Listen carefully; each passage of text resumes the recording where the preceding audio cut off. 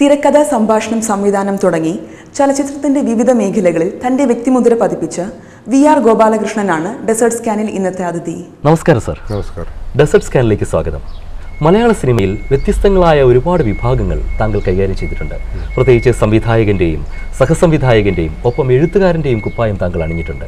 എങ്ങനെയാണ് താങ്കൾ സിനിമയിലേക്ക് കടന്നു വരുന്നതെന്ന് പറഞ്ഞാൽ കോളേജിൽ പഠിക്കുന്ന കാലഘട്ടത്തിൽ തന്നെ ഞാൻ എൻ്റെ മനസ്സിൻ്റെ ഉള്ളിൽ തീരുമാനിച്ചു കഴിഞ്ഞു, എന്തായാലും എൻ്റെ ഒരു മേഖല എന്ന് പറഞ്ഞ സിനിമ തന്നെയാണ്. അന്നും ഒരു എഴുത്തിനോടുള്ള ആഭിമുഖ്യമൊക്കെ അന്നും ഉണ്ടായിരുന്നു. പല മാസികകളിലും എഴുതിയിട്ടുണ്ട്, കഥകളും ചെറുകഥകളും ഒക്കെ. അപ്പോൾ ആ സമയത്ത് ENC നായർ എന്ന് പറഞ്ഞ് വളരെ പ്രശസ്തനായ അദ്ദേഹം ഹിന്ദി ചിത്രങ്ങളെല്ലാം ഒരുപാട് ചെയ്തിട്ടുണ്ട്. ദിൽദാർ, മധുബാല എന്നൊക്കെ പറയുന്ന ചിത്രങ്ങളുടെയൊക്കെ ക്യാമറാമാനാണ്. പിന്നെ മെരിലാൻഡിൻ്റെ ഒരു 10-40 മുകളിൽ ചിത്രങ്ങളുടെ ക്യാമറാമാനായിരുന്നു. അദ്ദേഹമായിട്ട് പരിചയപ്പെടുകയും കോളേജ് ഒരു ഡിഗ്രി ഫൈനൽ ഇയർ എത്തിയ കാലഘട്ടം മുതൽ. അപ്പോൾ ഇത് വീട്ടുകാരറിയാതെയാണ്. അന്ന് വീട്ടിൽ നിന്നും പെർമിഷൻ കിട്ടി പോകാനൊന്നും സാധിക്കില്ല. അങ്ങനെ അദ്ദേഹമായിട്ട് പരിചയപ്പെട്ട് അദ്ദേഹം വഴിയാണ് ഞാൻ സിനിമാ രംഗത്തേക്ക് വരുന്നത്. അത് അസിസ്റ്റന്റ് ഡയറക്ടറായിട്ടാണ്. പിന്നെ നാച്ചുറലി അസിസ്റ്റന്റ് ഡയറക്ടർ ഒരു സഹസംവിധായകനായിട്ട് വരുന്ന ഒരാൾ എന്ന് പറഞ്ഞാൽ അയാളുടെ ലക്ഷ്യം സംവിധായകനാവുക എന്നുള്ളത് തന്നെയാണ്. അതിൻ്റെ ഇടയ്ക്കാണ് പിന്നെ പ്രിയദർശനും ഞാനും ഒരേ ബാച്ചിൽ പഠിച്ചാണ് കോളേജിൽ. അപ്പോൾ രണ്ടുപേർക്കും സിനിമാ രംഗത്ത് എത്തുന്നതിന് മുമ്പ് തന്നെ അങ്ങോട്ടും ഇങ്ങോട്ടും അറിയാമായിരുന്നു. അപ്പോൾ ഞാൻ തിരുവനന്തപുരത്ത് ആർട്സ് കോളേജ്, യൂണിവേഴ്സിറ്റി കോളേജ്, ഈ രണ്ട് സ്ഥലത്തും പ്രിയദർശൻ്റെ എൻ്റെ അതേ ബാച്ചിൽ തന്നെ ഞാനും അദ്ദേഹം ഒരേ ബാച്ചിലാണ് പഠിച്ചിരുന്നത്. അപ്പോൾ അദ്ദേഹത്തിനും ഈ എഴുത്തിൻ്റെ ഇതുണ്ടായിരുന്നു, എഴുത്തുകാരനായിരുന്നു. കോളേജിൽ പല മത്സരങ്ങളിലും ഞങ്ങൾ ഒന്നിച്ച് പങ്കെടുക്കുകയും ഒക്കെ ചെയ്തിരുന്നതാണ്. അപ്പോൾ അദ്ദേഹത്തിനും അറിയാമായിരുന്നു. അദ്ദേഹം വേറൊരു വഴിക്ക് സിനിമാ രംഗത്തെത്തി, ഞാനും അതുപോലെ ഇങ്ങനെ എത്തി. അവിടെ വെച്ചാണ് വീണ്ടും രണ്ടുപേരും സിനിമയിലാണെന്ന് പറഞ്ഞിട്ട് കാണുകയും. അപ്പം തന്നെ അദ്ദേഹം ആദ്യമായിട്ട് അദ്ദേഹത്തിൻ്റെ ചിത്രത്തിൽ ഞാൻ വർക്ക് ചെയ്യുന്നത് എന്ന് പറഞ്ഞാൽ അരം പ്ലസ് അരം കിന്നരം എന്ന് പറഞ്ഞ ഒരു ചിത്രമാണ്. എൻ്റെ തുടക്കം എന്ന് പറയുന്നത് അതായിരുന്നില്ല. അതിനു മുമ്പ് ഒരുപാട് ചിത്രങ്ങളുണ്ട്. ബാലു കിരിയത്തിൻ്റെ തകിലുകൊട്ടാമ്പുറം, ബിസ, അങ്ങനെ കുറേ ചിത്രങ്ങളുണ്ട്. പിന്നെ TS മോഹൻ്റെ ലില്ലിപ്പൂക്കൾ, അങ്ങനെ പല സംവിധായകരുടെ കൂടെ ഞാൻ വർക്ക് ചെയ്തിട്ടുണ്ടായിരുന്നു. അപ്പോൾ കിട്ടുന്ന ആരുടെ അടുത്തുനിന്ന് ഒരു പിന്നെ സഹസംവിധായകനായിട്ട് നിർത്താൻ ആർക്ക് പറ്റുമോ അവരുടെ കൂടെയൊക്കെ നിൽക്കുക എന്ന് പറഞ്ഞിട്ടാണ് ഇങ്ങനെ പല ആളുകളുടെ കൂടെ ഇങ്ങനെ ജോലി ചെയ്തിട്ട് അങ്ങനെയാണ് പ്രിയൻ്റെ അടുത്ത് എത്തുന്നത്. അപ്പോൾ പ്രിയൻ ശരിക്കും എന്നെ വിളിക്കുന്നത് ആ ഫിലിമിൻ്റെ സ്ക്രിപ്റ്റ് എഴുതാൻ വേണ്ടിയിട്ടായിരുന്നു. അരം പ്ലസ് അരം കിന്നരം എന്ന് പറഞ്ഞ ചിത്രത്തിൻ്റെ സ്ക്രിപ്റ്റ് എഴുതണം എന്നുള്ളത് എൻ്റെ അടുത്ത് പറഞ്ഞിട്ടുണ്ടായിരുന്നു. പക്ഷേ അത് വളരെ പെട്ടെന്ന് പുള്ളി പറഞ്ഞത് നമുക്കൊരു പടം ചെയ്യണം, ഒന്നിച്ച് ചെയ്യണം എന്നൊക്കെ പറഞ്ഞ് ശരി ഓക്കെ എന്ന് പറഞ്ഞു. ഇത് കഴിഞ്ഞിട്ട് ഞാനും സിനിമാ രംഗത്തുള്ള കുറേ സുഹൃത്തുക്കളെല്ലാം വേളാങ്കണ്ണി പോവാം, അവിടെ ഒരാഴ്ച നിൽക്കാൻ തീരുമാനിക്കുകയാണ്. അപ്പോൾ ഈ സമയത്ത് പ്രിയദർശൻ വന്നിട്ട് എന്നെ അന്വേഷിക്കുക. പുള്ളിക്ക് ഒരു 2 ആഴ്ചയ്ക്കുള്ളിൽ ഷൂട്ടിംഗ് തുടങ്ങണം. ആ ഒരു സെറ്റപ്പായി കഴിഞ്ഞു. അപ്പോൾ സ്ക്രിപ്റ്റ് എഴുതാൻ പെട്ടെന്ന് വിളിക്കുകയാണ്. ഇതിൻ്റെ കഥയൊക്കെ പുള്ളി തന്നെ, പുള്ളിയുടെ മനസ്സിലുണ്ട്, എല്ലാ കാര്യങ്ങളും ഉണ്ട്. എഴുതാനായിട്ട് അന്വേഷിക്കുമ്പോഴത്തേക്ക് ഞാനില്ല, എവിടെ പോയെന്നും അറിയില്ല. അങ്ങനെ പുള്ളി ശ്രീനിവാസനായിട്ട് ബന്ധപ്പെടുകയും ശ്രീനിവാസൻ എഴുതാൻ തുടങ്ങുകയും ചെയ്തു. അങ്ങനെയാണ് ആദ്യമായിട്ട് ശ്രീനിവാസൻ സിനിമയിലേക്ക് വരുന്നത്. അല്ല, അതിനു മുമ്പും പ്രിയൻ്റെ പടങ്ങളിൽ എഴുതിയിട്ടുണ്ട്. സാറ് തിരക്കഥയിലൂടെ കോറിയിട്ട ചില കഥാപാത്രങ്ങൾ, പ്രത്യേകിച്ച് വന്ദനത്തിലെ ആ പ്രൊഫസർ, ഭ്രാന്തിൻ്റെ ഒരു വക്കിലെത്തി നിൽക്കുന്ന പ്രൊഫസറിൻ്റെ കഥാപാത്രം, നമ്മുടെ വേണുചേട്ടൻ അതിമനോഹരമായി ചെയ്ത ആ കഥാപാത്രം, ഒപ്പം ചെപ്പിലെ ചില കഥാപാത്രങ്ങൾ, ജീവിതത്തോട് ചേർന്ന് നിൽക്കുന്ന ജീവിതഗന്ധിയായ ഇത്തരം കഥാപാത്രങ്ങൾ എങ്ങനെ താങ്കൾക്ക് സൃഷ്ടിക്കാൻ സാധിക്കുന്നു? ഈ ഉദാഹരണങ്ങൾ നമ്മുടെ സമൂഹത്തിൽ നിന്ന് തന്നെ സാറിന് കിട്ടുന്നതാണോ? ഇപ്പോൾ വന്ദനത്തിലെ പ്രൊഫസർ എന്ന് പറയുന്നത് സമൂഹത്തിൽ നിന്ന് കിട്ടിയതൊന്നുമല്ല. പക്ഷേ ചെപ്പിലെ ഒരുപാട് കഥാപാത്രങ്ങൾ തീർച്ചയായിട്ടും എൻ്റെ കോളേജ് ലൈഫുമായിട്ടൊക്കെ ഒരുപാട് ബന്ധപ്പെട്ട് ഒരുപാട് കഥാപാത്രങ്ങളുണ്ട്. അതിനകത്തുള്ള പല ഇൻസിഡൻസും കോളേജിൽ സംഭവിച്ചിട്ടുള്ളതാണ്. അന്നത്തെ കാലഘട്ടത്തിൽ പഠിച്ച പലർക്കും അറിയാം.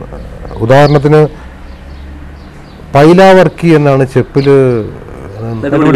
വേണുചേട്ടൻ ചെയ്ത കഥാപാത്രത്തിന് വിദ്യാർത്ഥികൾ വിളിക്കുന്ന പേര്. ഇത് ഞാൻ സുവോളജി ആയിരുന്നു, BSc സുവോളജി ആയിരുന്നു. അപ്പോൾ എന്നെ പഠിപ്പിച്ച ഒരു അധ്യാപകൻ്റെ പേര് ലൂക്കോസ്, വളരെ നല്ലൊരു അധ്യാപകനായിരുന്നു. അദ്ദേഹത്തിനെ വിദ്യാർത്ഥികൾ കളിയാക്കി വിളിച്ചിരുന്നത് പൈല ലൂക്കോസ്. സാർ അത് തന്നെ സിനിമയിലേക്ക് എടുത്തതാണ്. അതെ അതെ.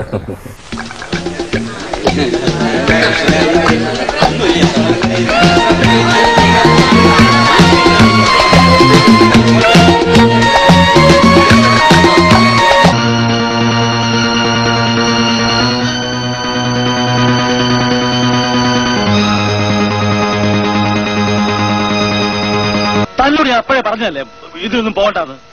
താൻ വല്ല പോലീസിലോ പട്ടാളത്തിലോ പോയി ചേരേണ്ട ആളാ. Wherever I go I will be there. Sir മനസ്സിലായി കാണും. വന്ദനത്തിൽ മോഹൻലാൽ പറയുന്ന വളരെ പ്രശസ്തമായ, ആൾക്കാർ ഏറെ ഇഷ്ടപ്പെടുന്ന ആ ഡയലോഗ് എവിടെ നിന്ന് കിട്ടി സാർ? മനോഹരമായ വരികൾ, ഒരു പരസ്യത്തിനും അല്ലെങ്കിൽ ആ സാഹചര്യവുമായി സിനിമയിൽ ഏറെ ചേർന്ന് നിൽക്കുന്ന ആ ഡയലോഗ് വളരെ മനോഹരമായിട്ടുണ്ടത്. അത് എങ്ങനെ സാറിന് അങ്ങനെ ഒരു കോയിനേജ് ഉണ്ടാക്കിയെടുക്കാൻ പറ്റും? അത് ചിത്രം ഷൂട്ടിംഗ് തുടങ്ങിയിട്ട് പോലും ഈ ഒരു ക്യാപ്ഷൻ കൃത്യമായിട്ട് കിട്ടിയിട്ടില്ല. എന്ന് പറഞ്ഞാൽ പല ക്യാപ്ഷൻസും പ്രിയദർശൻ ഒരുപാട് പറയുന്നുണ്ട്, ഞാനും പറയുന്നുണ്ട്, പക്ഷെ അതൊന്നും ഓക്കെ ആവുന്നില്ല. എന്നിട്ട് പ്രിയദർശൻ പിന്നെ അന്നെന്ന് പറഞ്ഞാൽ അന്നത്തെ കാലഘട്ടത്തിൽ കൂടെ അഭിനയിക്കുന്നവരും ഇവരെല്ലാവരും അവരുടെ ചില സജഷൻസ് പലതും പറയുമായിരുന്നു. അങ്ങനെ മുകേഷ്, മണിയമുള്ള രാജു, ശ്രീനിവാസൻ, അങ്ങനെയുള്ള ഇവരുടെ അടുത്തെല്ലാം ആര് ഈ ഒരു ക്യാപ്ഷൻ ആപ്റ്റായിട്ടുള്ള ക്യാപ്ഷൻ തരുന്നു അവർക്ക് 1000 രൂപ. അന്നത്തെ കാലത്ത് 1000 എന്ന് പറഞ്ഞാൽ കുറച്ച് വലിയൊരു എമൗണ്ട് ആയിരുന്നു. കൊടുക്കാമെന്ന് പ്രിയദർശൻ അനൗൺസ് ചെയ്തു. എന്നിട്ട് എല്ലാവരും ശ്രമിച്ചു. എന്തൊക്കെയോ കുറേ ക്യാപ്ഷൻസ് പലരും പറഞ്ഞിട്ടുണ്ട്, പക്ഷെ എന്താണെന്നുള്ളത് ഇപ്പോൾ ഓർമ്മയില്ല. അങ്ങനെ തിക്കുറിശി ചേട്ടൻ ഇതിൽ അഭിനയിക്കാനായിട്ട് വരുന്ന സമയത്ത് ഇദ്ദേഹത്തിൻ്റെ അടുത്ത് ചോദിക്കും, ഇദ്ദേഹത്തിൻ്റെ അടുത്ത് നിന്ന് കിട്ടും എന്നൊരു വിശ്വാസം ഞങ്ങൾക്കുണ്ടായിരുന്നു. പക്ഷേ അദ്ദേഹത്തിൻ്റെ അടുത്ത് ചോദിച്ചു കഴിഞ്ഞപ്പോൾ ഞങ്ങൾ അയ്യോ ശരിയായല്ലോ എന്ന് തോന്നുകയാണ് ആദ്യം ചെയ്തത് ഞങ്ങൾക്ക്. അതായത് അദ്ദേഹത്തിൻ്റെ അടുത്ത് ചോദിച്ചു, പിന്നെ ഇങ്ങനെ ഈ സിറ്റുവേഷനൊക്കെ പറഞ്ഞെടുത്ത് ഈ ക്യാപ്ഷൻ ആവശ്യമുണ്ട് പറഞ്ഞപ്പോഴേ അദ്ദേഹം ഇങ്ങനെ ചോദിച്ചു, എന്തിൻ്റെയാണ് നിങ്ങൾ ഈ പരസ്യം എന്ന് പറഞ്ഞ് ഉദ്ദേശിക്കുന്നത് അതിനകത്ത്? അതും ഇതുമായിട്ട് ബന്ധം വേണമല്ലോ എന്ന് പറഞ്ഞിട്ട് ആയപ്പോഴത്തേക്കും പറഞ്ഞു ഇങ്ങനെ ഷൂസിൻ്റെയാണ്. അപ്പോൾ ഉടനെ അദ്ദേഹം പറഞ്ഞു, നീ എവിടെ പോയാലും ഞാൻ കൂടെ ഉണ്ടാവും എന്ന് അദ്ദേഹം പറഞ്ഞു കഴിഞ്ഞപ്പോഴും അപ്പോഴ് പെട്ടെന്ന് നമുക്കത് ക്ലിക്ക് ചെയ്തില്ല എന്നുള്ളതാണ് സത്യം. അതെ, അപ്പോഴും അയ്യോ ഇത് പോരല്ലോ എന്ന് പറഞ്ഞിട്ട് അങ്ങനെ അത് കഴിഞ്ഞ് രാത്രി ഉറക്കത്തിൻ്റെ ഇടയ്ക്ക് പ്രിയദർശന് എഴുന്നേറ്റിരുന്നിട്ട്, അപ്പോൾ ഞങ്ങൾ ഒന്നിച്ചൊരു മുറിയിലായിരുന്നു. കിട്ടി, ക്യാപ്ഷൻ കിട്ടി എന്ന് പറഞ്ഞ് വളരെ ആവേശത്തോടുകൂടി പറയുകയും, അത് ഇംഗ്ലീഷിൽ wherever you go I will be there എന്ന് പറഞ്ഞപ്പോഴാണ് അത്. അപ്പോൾ ശരിക്കും തിക്കുറിശേട്ടൻ തന്നെയാണ് ആശയത്തിന് പിന്നിൽ അദ്ദേഹം തന്നെയാണ്. തീർച്ചയായിട്ടും മലയാളത്തിൽ നിന്ന് ഇംഗ്ലീഷിലേക്ക് അത്രേ ഉള്ളൂ. ആ ഡയലോഗ് ഒന്നും മറക്കാൻ പറ്റത്തില്ല. എത്ര സുന്ദരമായിരുന്നു ആ സീൻസ്. ഒരു വലിയ അഡ്വർടൈസിങ് കമ്പനി ഫാനും എ സി ഒക്കെ വെച്ച് അങ്ങനെ വില ചെയ്തിരിക്കാൻ നാളെ ഇല്ലല്ല. ഞാനങ്ങനെ വിടുമെന്നൊന്നും കരുതണ്ട. എനിക്ക് ക്യാപ്ഷൻ കിട്ടുന്നവരെ നിങ്ങൾ എവിടെ പോയാലും അവിടെയൊക്കെ ഞാനുണ്ടാവും. Wherever you go, I'll be there.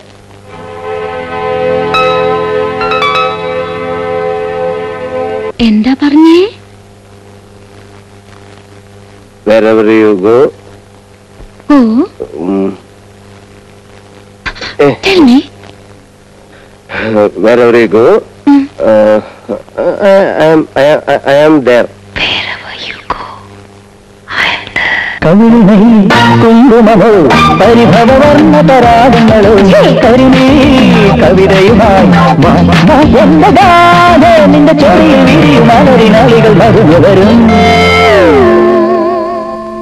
Sir സംവിധാനം നിർവഹിച്ച് പുറത്തിറങ്ങിയിട്ടുള്ള ചിത്രങ്ങളാണ് കാക്കത്തൊള്ളായിരം, കാഴ്ചയ്ക്കപ്പുറം, ഭാര്യ തുടങ്ങിയവ. ഈ സംവിധാനത്തിനിടയിൽ സാറിന്റെ മനസ്സിൽ തങ്ങി നിൽക്കുന്ന ഒരിക്കലും മറക്കാനാവാത്ത അനുഭവങ്ങൾ ഒരുപാടുണ്ടാകും. എങ്കിലും സാറിന്റെ മനസ്സിൽ പെട്ടെന്ന് വരുന്ന ഒരു അനുഭവം ഞങ്ങളോടൊന്ന് വിശദീകരിക്കാം. അനുഭവങ്ങൾ അങ്ങനെ ഒരുപാടുണ്ടെങ്കിലും ഒരു കാക്കത്തൊള്ളായിരം എന്ന് പറഞ്ഞ ചിത്രത്തിന് ശേഷം പിന്നീട് എനിക്ക് തോന്നിയൊരു ഇതെന്ന് പറഞ്ഞാൽ, ആ ചിത്രം നാഷണൽ അവാർഡിന് വേണ്ടിയിട്ട് ഞാൻ അയച്ചില്ല. കാര്യം ഒരു അവാർഡ് പ്രതീക്ഷയൊന്നും എനിക്കില്ലാതിരുന്നതുകൊണ്ട്, അന്നത്തെ കാലഘട്ടത്തിൽ അവാർഡ് എന്നൊക്കെ പറയുന്ന അതിന് വേണ്ടിയുള്ള ചില ചിത്രങ്ങളൊക്കെ ഉണ്ടായിരുന്ന ഒരു കാലഘട്ടമായിരുന്നു. അപ്പോൾ അതുകൊണ്ട് തന്നെ അയച്ചില്ല. പക്ഷെ പിന്നീട് അത് എനിക്ക് ഒരുപാട് കുറ്റബോധം തോന്നി. കാര്യം ഉർവശി എന്ന് പറഞ്ഞ് കാക്കത്തൊള്ളായിരത്തിൽ രേവതിയുടെ കഥാപാത്രം ചെയ്ത ഉർവശിക്ക് നാഷണൽ അവാർഡ് കിട്ടാനായിട്ടുള്ള സാധ്യതയുണ്ടായിരുന്നു. ആ വർഷത്തെ നാഷണൽ അവാർഡ് കിട്ടിയത് മൊളയ ഗോസ്വാമി എന്ന് പറഞ്ഞ ഒരു നടിക്കാണ്, ആസാമീസ് ചിത്രത്തിനാണ്. അത് ആ നടിയുടെ അഭിനയവും ഉർവശിയുടെ അഭിനയവും പിന്നെ എനിക്ക് കമ്പയർ ചെയ്യേണ്ടി വന്നു എന്ന് പറഞ്ഞാൽ ഒരുപാട് പേര് എൻ്റെ അടുത്ത് ഇത് പറഞ്ഞു കഴിഞ്ഞപ്പോഴത്തേക്കും. അപ്പോൾ തീർച്ചയായിട്ടും ഈ അവസരത്തിൽ ഉർവശിയുടെ അടുത്തൊരു മാപ്പ് ചോദിക്കാൻ പോലും ഞാൻ ഈ അവസരം ഉപയോഗിക്കുകയാണ്.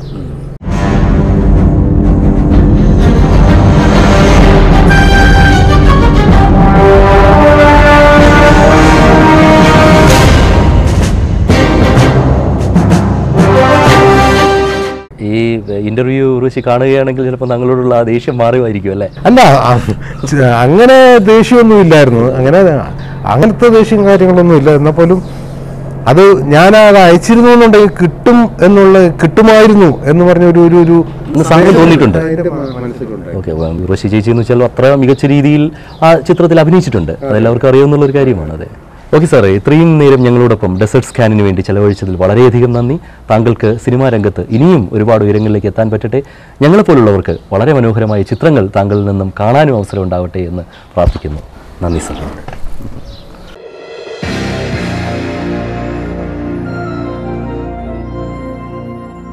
ട്രാവലെക്സ് വെസ്റ്റേൺ യൂണിയൻ ഡെസേർട്ട് സ്കാനിൻ്റെ ഇന്നത്തെ അധ്യായം ഇവിടെ പൂർണ്ണമാവുന്നു. നിങ്ങളുടെ വിലയേറിയ അഭിപ്രായങ്ങളും നിർദ്ദേശങ്ങളും വിമർശനങ്ങളും ഞങ്ങളെ അറിയിക്കുക. വിലാസം kairalibahrain@gmail.com. അടുത്ത എപ്പിസോഡിൽ വീണ്ടും കാണുന്നതുവരെ ഗുഡ് ബൈ.